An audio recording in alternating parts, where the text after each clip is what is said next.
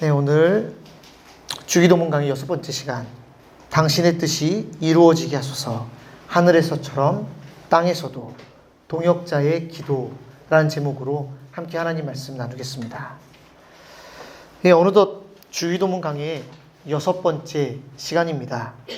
우리가 계속해서 주기도문 통해서 기도가 무엇인지, 특별히 예수님께서 가르쳐 주시는 기도의 본질이 무엇인지 우리가 함께 알아가고 있습니다. 우리가 아는 것처럼 기도가 기독교만의 독특한 행위는 아니죠. 모든 종교 가운데 기도가 있습니다. 대부분 종교에서의 기도란 자신이 섬기는 신에게 무엇인가를 요청하는 것입니다. 정성과 간절함을 통해 신의 마음을 움직여 내가 원하는 것, 내가 바라는 것을 얻어내는 것이 기도라 할 수 있죠. 자, 그렇다면 기독교에서 말하는 기도는 무엇입니까? 우리가 지금까지 살펴본 주기도문을 잠시 생각해 본다면 기도란 단순히 무엇인가를 얻어내기 위한 요청이 아님을 우리는 알 수 있습니다. 여태까지 그것이 아니다라는 것을 계속 이야기했죠. 오히려 나에게 맞춰졌던 초점이 하나님께로 향하는 것, 이것이 기도라고 할 수 있습니다. 우리의 생각과 우리의 마음, 그리고 우리의 영혼이 하나님께로 조율되는 시간, 이것이 기도가 아닌가 싶습니다. 근데 실상 많은 그리스도인들이 기도할 때 보면 기도를 필요에 의해서 내가 무엇인가가 필요할 때 하는 것으로 인식하고 있는 것을 보게 되죠. 인생에 닥친 어려움과 문제를 해결하려고 기도라는 수단을 사용합니다. 당장에 급한 일들이 생기면 어떠죠? 안 나가던 새벽 기도를 나가고 또 금식을 하거나 40일 작정 기도를 하거나 하나님 이 문제 해결해 주세요. 열심히 기도를 합니다. 그러다가 문제가 해결되거나 당장 눈앞에 그 어려움들이 사라지면 조금씩 기도가 줄어들죠. 한동안 기도 생활이 게을러지다가 또다시 문제가 생기거나 어려움이 발생하면 다시 하나님 앞에 나아가죠. 하나님 도와주세요. 하나님 해결해 주세요. 이런 식의 기도의 모습을 사실 저도 그렇고 많은 그리스도인들이 가지고 있지 않나 생각해 봅니다. 근데 만약 우리의 기도가 이렇게 문제 해결에만 초점이 맞춰져 있다면 우리의 기도는 상당히 제한적일 수밖에 없다라는 생각이 듭니다. 물론 우리가 문제 없는 인생을 살 수는 없죠. 언제나 문제가 있죠. 하나님께 우리의 필요를 구하는 기도 역시 중요합니다.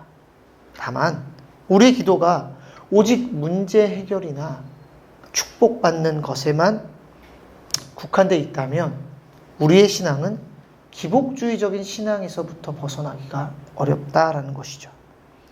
하나님을 단지 내가 할 수 없는 일을 대신 해주시는 분, 나보다 능력이 많으시니까 나 대신 내가 할 수 없는 어떠한 일들을 맡아서 해결해 주시는 분 정도로만 생각한다면 그것은 결코 건강한 신앙이라 할 수 없을 것입니다. 그래서 신앙이 성장하고 성숙할수록 문제 해결과 축복을 위한 기도가 잘못됐구나, 그런 기도가 좀 문제가 있구나, 건강하지 않구나라는 것들을 생각하게 됩니다. 근데 문제는 그러다 보니까 점점 기도의 제목이 없어지는 것이죠. 뭔가 문제가 생길 때는 그 문제를 가지고라도 기도했는데 그래? 그렇게만 기도하는 게 좀 건강하지 않아? 그러다 보니까 점점 기도를 하지 않고 이미 하나님의 뜻이 정해져 있고 하나님께서 반드시 그 뜻을 이루실 것인데 어차피 하나님 내 삶을 도와주시고 함께 해주시는데 라고 생각하면 우리에게 기도할 이유와 의욕이 점점 사라지게 되죠. 문제 해결만을 위한 기도도 문제지만 반대로 하나님이 다 해주실 거야 라고 생각하며 기도의 이유를 잃어버린 것, 그것도 역시 문제입니다. 바로 이 지점에서 예수님은 오늘 우리를 새로운 기도의 세계로 초대하고 계십니다. 자, 오늘 기도는 우리가 앞에서 본 아버지의 이름이 거룩히 여기심을 받는 그 기도와 아버지의 나라가 임하시는 그 기도의 연장선이자 하이라이트라고 할 수 있습니다. 하나님의 이름이 거룩히 여김 받는다는 것, 우리가 지난번에 본 것처럼 하나님의 주되심, 하나님이 온전히 하나님으로 사람들로부터 인정받는 것, 사람들이 하나님의 이름을 존중하고 그분의 이름을 높이는 상태를 의미하죠. 또 하나님의 나라가 임한다는 것은 하나님의 통치가 임했다라는 것입니다. 하나님이 왕으로 임재하시고 다스리시는 그 상태. 그리고 하나님의 뜻이 이루어진다는 것은 그 하나님의 통치가 이제 실제로 우리의 삶 가운데, 우리의 현실 세계 가운데 실현되고 있음을 의미합니다. 그래서 이 세 기도를 정리하면 이렇게 될 수 있습니다. 하나님의 이름이 거룩히 여김을 받고 하나님의 나라가 임하게 되면 결국 주님의 뜻이 이 땅 가운데 임하게 됩니다. 우리는 그것을 소망합니다. 라고 주님 앞에 기도하는 것이죠. 자, 근데 예수님은 여기에 아주 중요한 표현 하나를 덧붙이셨습니다. 그건 뭐냐면 하늘에서 이루어진 것 같이. 이 모든 일들이 그냥 이루어지는 것이 아니라 하늘에서 이루어진 것 같이. 하나님의 뜻이 이루어지는 그 기준을 하늘에서 이루어진 것처럼 이라고 주님 말씀하시죠. 오늘 본문 말씀을 헬라어 원문으로 직역하면 오늘 설교의 제목이 됩니다. 당신의 뜻을 이루게 하소서. 하늘에서처럼 땅에서도.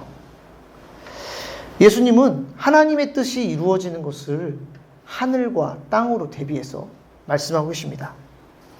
성경에서 말하는 하늘은 우리가 바라보고 있는 이 하늘, 스카이는 아니겠죠. 이 하늘은 하나님의 통치가 완전히 이루어지고 있는 그 영역을 의미합니다. 하나님께서 다스리시고 하나님의 임재가 충만한 곳, 즉 우리가 바라는 완전한 하나님 나라, 그것이 바로 하늘이라고 표현할 수 있습니다. 그래서 이 하늘에서는 하나님의 뜻이 거부되지 않습니다. 지연되거나 왜곡되지도 않고요. 하나님 뜻이 완전히 이루어지는 곳, 또한 기쁨으로 완벽하게 실현되는 곳이 바로 하늘, 하나님 나라라고 말할 수 있죠. 그러나 반대로 우리가 살고 있는 이 땅, 그렇지 않습니다. 이 땅에서는 하나님의 뜻이 온전히 이루어지지 않습니다. 아니, 오히려 거역되고 반대되고 무시되는 곳이 바로 우리가 살아가고 있는 이 땅입니다. 지금도 세상 속에서 전쟁의 소식이 끊이지 않고 있죠. 얼마 전 또 미국이 이란을 침공하고 또 러시아와 우크라이나의 전쟁은 여전히 끝나지 않고 세계 곳곳에서 전쟁이 일어납니다. 우린 세상 속에서 사람들의 불의와 탐욕을 날마다 목격하죠. 절망과 좌절, 미움과 다툼, 죽음까지 우리는 경험하게 됩니다.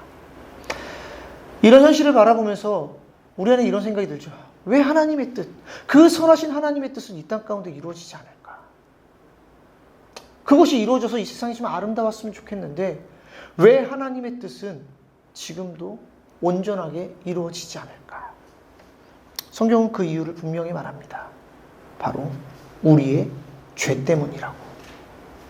왕이신 하나님을 무시하고 내가 왕이 되고자 하는, 내가 주인이 되고자 하는 그 자기 중심성, 그 뿌리 깊은 죄로 말미암아 이 세상은 깨어지고 왜곡되고 하나님의 뜻이 이루어지지 않는 곳이 되었다라는 것이죠. 그래서 우리가 살고 있는 이 세상은 하나님이 창조하신 아름다운 세상이지만 동시에 하나님의 뜻이 끊임없이 거부되는 공간이라고 할 수 있습니다.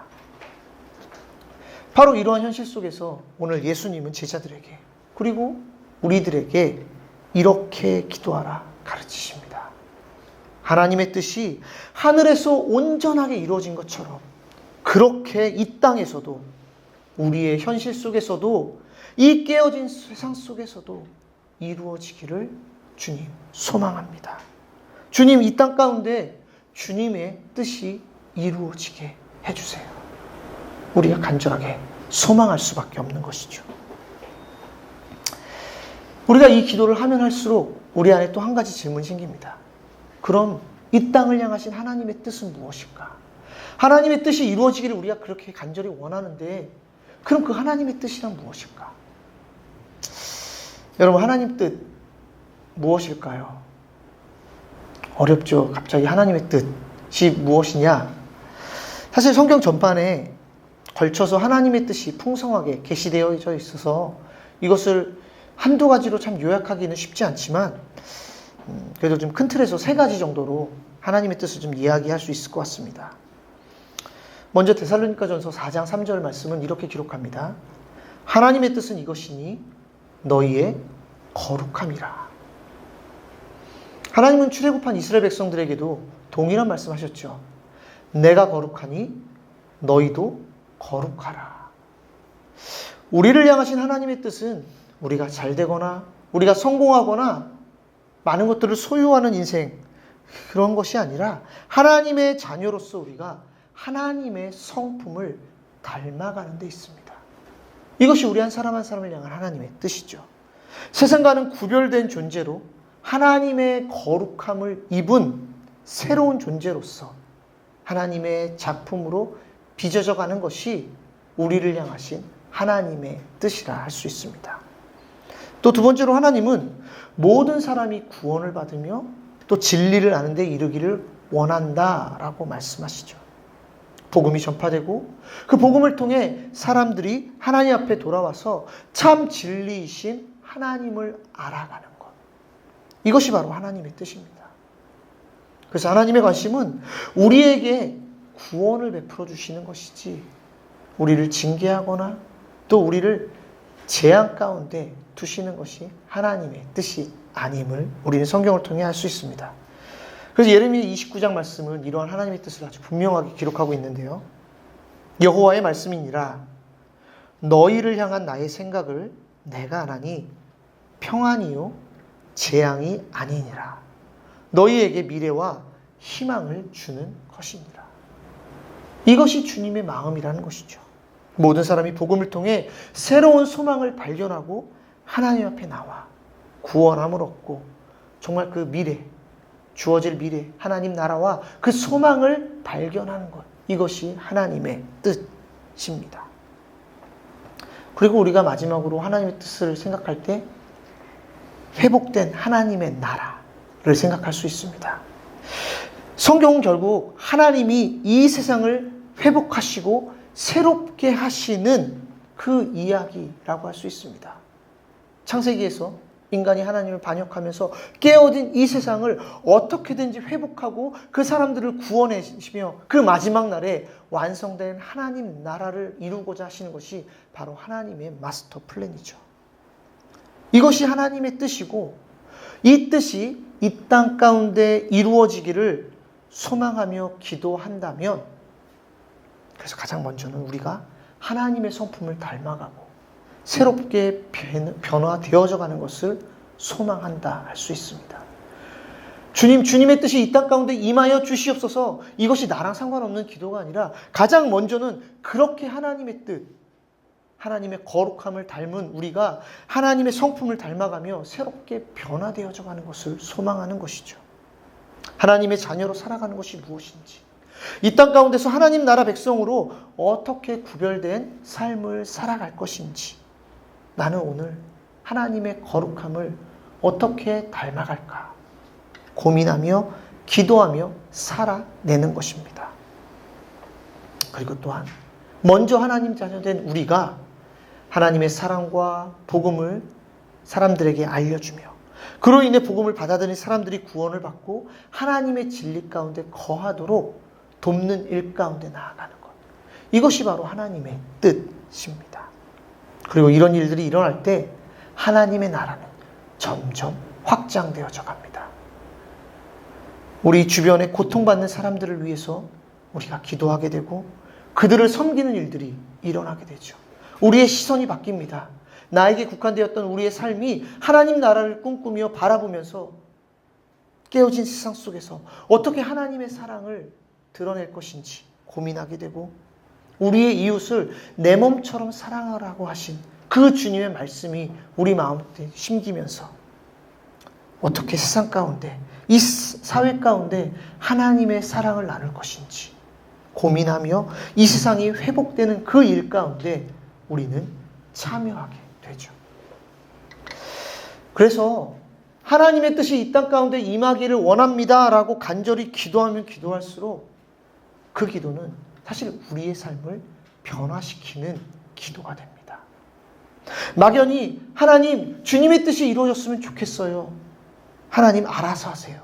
마치 방관자처럼 거리를 두고 나와 상관없는 이야기처럼 기도하는 기도가 아니라 하나님의 뜻이 오늘 나에게 맡겨진 사명으로 받아들이는 기도가 된다라는 것이죠. 성경을 보면 하나님께서 하나님의 뜻을 어떻게 이루어가는지 잘 나와 있는데, 하나님은 하나님의 뜻을 하나님의 사람들을 통해 이루어 가시는 것을 우리는 볼 수 있죠. 아브라함을 통해 새로운 민족을 이루셨고, 모세를 통해 이스라엘 백성들을 출애굽하셨고, 또 다윗을 통해 하나님의 왕국이 무엇인지 보여주셨고, 또 사도들을 통해 교회를 세우시고 복음을 전파하셨습니다. 또 지금도 하나님의 몸된 교회, 우리를 통해 주님의 나라를 만들어가고 계시죠. 그래서 하나님의 뜻이 이루어지기를 원하는 이 기도는 주님의 뜻이 이루어지기를 간절히 소망합니다. 하나님, 그 일이 이 땅 가운데 이루어 주시옵소서 우리가 간절히 기도하는 동시에 나 자신을 향한 헌신의 기도. 주님, 당신의 뜻이 이 땅 가운데 이루어지는 그 일 가운데 주님, 저를 사용해 주십시오. 라고 하는 기도가 포함되어져 있다는 것이죠. 우리는 결코 제3자가 될 수 없습니다. 이 기도 가운데 나와 상관없는 하나님 당신이 이루어 주세요 라고 하는 기도가 아니라 하나님, 그래서 그 일 가운데 나의 삶도 함께 하기를 소망합니다 라고 드리는 기도일 수밖에 없다는 것이죠. 우리가 잘 아는 것처럼 하나님의 뜻을 가장 이 땅 가운데 완전하게 이루신 분은 예수님이시죠. 예수님의 삶을 보면 언제나 하나님의 뜻, 아버지의 뜻을 따라 사셨던 것을 보게 됩니다. 그래서 요한복음에서 예수님은 이렇게 말씀하시죠. 나의 양식은 나를 보내신 이의 뜻을 행하며 그의 일을 온전히 이루는 것이다. 주님의 목표는 한 가지였습니다. 아버지의 뜻을 이 땅 가운데 이루는 것. 그래서 예수님의 삶을 한마디로 표현하면 하늘의 뜻을 이 땅에서 살아낸 삶이다 라고 말할 수 있습니다. 아버지의 뜻을 가지고 이 땅에서 살아낸 삶. 그리고 그 삶은 결국 십자가로 이어지게 되죠. 십자가를 지시기 전에 겟세마네 동산에서 주님께서 이렇게 기도하십니다. 아버지께서는 모든 것이 가능하오니 이 잔을 내게서 옮기시옵소서. 그러나 나의 원대로 마옵시고 아버지의 원대로 하옵소서. 주님의 마음도 있었죠. 하나님, 주님이 모든 것을 하실 수 있는 분이니까 이 잔이 내게서 멀어지게 해주십시오. 근데 항상 주님의 기도는 그 마지막에 붙어 있습니다. 그러나 나의 원대로 마시고 아버지의 뜻이 온전히 이루어지기를 원합니다. 예수님은 단지 우리에게 하나님의 뜻이 이 땅 가운데 이루어지기 원하는 이 기도를 가르쳐 주신 것이 아니라 당신의 삶으로 이 기도를 살아내셨습니다. 그리고 아버지의 뜻을 온전히 다 이루어내셨죠. 자, 그렇다면 우리의 기도는 어떻습니까? 오늘 우리의 기도는 예수님께서 가르쳐 주신 것처럼 하나님의 뜻이 이루어지기를 소망하는 기도입니까? 아니면 나의 뜻이, 나의 원함이, 나의 갈망이 이루어지기를 소망하는 기도입니까? 우리가 주기도문을 계속해서 배우는 이유가 여기에 있다라고 생각합니다. 너희는 이렇게 기도하라 가르쳐 주신 그 주님의 기도를 하면 할수록 우리는 우리를 향하신, 그리고 이 땅을 향하신 하나님의 뜻을 조금씩 알아가게 되고, 그 뜻이 우리 마음 가운데 심기우면 우리는 나의 뜻이 아니라 아버지의 뜻이 이루어지기를 원합니다 라고 기도하게 되죠. 그리고 더 나아가 그 하나님의 뜻이 이루어지는 일에 나의 삶이, 나의 시간이, 나의 열정이, 나의 재정이 쓰여지기를 원합니다. 주님, 그렇게 내 삶을 사용해 주십시오 라고 기도하게 됩니다. 그러면서 마지막으로 이 기도는 우리로 하여금 성경이 보여주는 그 마지막 날, 그날을 꿈꾸며 기도하게 만듭니다. 요한계시록 21장에서 사도 요한은 이렇게 기록합니다. 내가 새하늘과 새 땅을 보니 처음 하늘과 처음 땅이 없어졌고 바다도 다시 있지 않더라. 그리고 이어서 이렇게 또 말하죠.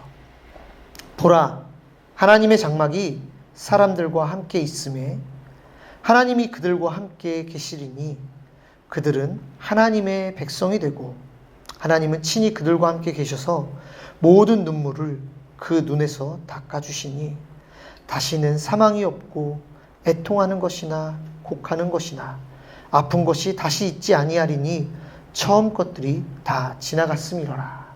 아멘. 이것이 우리가 소망하는 아버지 나라, 하나님의 뜻이 완전히 이루어진 그 모습입니다. 정말 소망이 되지 않습니까? 그 나라에서 우리가 살아가게 될 것, 그 주님께서 우리에게 허락하실 그 나라, 하늘에서 이루어진 하나님의 통치가 예수님께서 다시 오실 그날에 완전히 이루어질 그 세상이 어떠한지 우리는 이 말씀을 통해서 조금이나마 볼 수 있습니다. 여러분, 우리가 하나님 나라를 살아간다는 것은 오늘 여기서 그 놀라운 하나님의 다스림 가운데서 이 적혀있는 이 말씀이 오늘 내 현실 가운데 조금이라도 임하는 것을 바라보면서 그것을 경험하면서 살아가는 동시에 또 완전히 회복될 하나님 나라를 꿈꾸며 소망하는 것을 이야기합니다. 내가 언젠가 죽으면 하나님 나라 가겠지, 이것만 보는 것도 아니고요. 이 땅이 좋으니까 여기에 하나님 나라가 임해야지, 이 땅만 소망하면서 살아가는 것도 아닙니다. 우리는 이미 임했지만 아직 임하지 않은 그 하나님 나라를 살아가면서 동시에 소망하며 꿈꾸는 것을 그리스도인의 삶이라 할 수 있습니다. 그래서 오늘 드리는 이 기도가 그 마지막 날을 바라보면서 드리는 소망의 기도라고 할 수 있습니다. 이미 임했지만 아직 완성되지 않은 그 하나님 나라를 바라보면서 마라나타 주 예수여 어서 오시옵소서. 이 깨어진 현실 가운데, 이 아픈 현실 가운데 주님 임하여 주시옵소서. 주님 치유하시고 회복시켜 주시옵소서. 그 눈물들을 닦아주시고 그 아픈 상처를 만져주시고 주님, 우리의 삶이 완전히 하나님과 동행하게 하여 주시옵소서. 그 나라를 소망하게 되는 것이죠. 여러분, 하나님은 오늘 우리의 기도를 기다리고 계십니다. 어떤 기도를 기다리실까요? 이 땅을 회복하시는 하나님은 하나님의 뜻을 찾고 구하며 그 땅이 이 땅 가운데 이루어지기를 소망하는 사람들과 동역하기를 원하십니다. 오늘 그 기도를 원하시는 거죠. 하나님, 하나님의 뜻이 하늘에서 완전히 이루어진 것처럼 이 땅 가운데서도 그렇게 이루어지기를 원합니다. 하나님, 이 깨어지고 망가진 이 세상 속에 주님의 뜻이 임하게 하여 주시옵소서. 소망하는 자들이 그 기도를 드릴 수 있는 것이죠.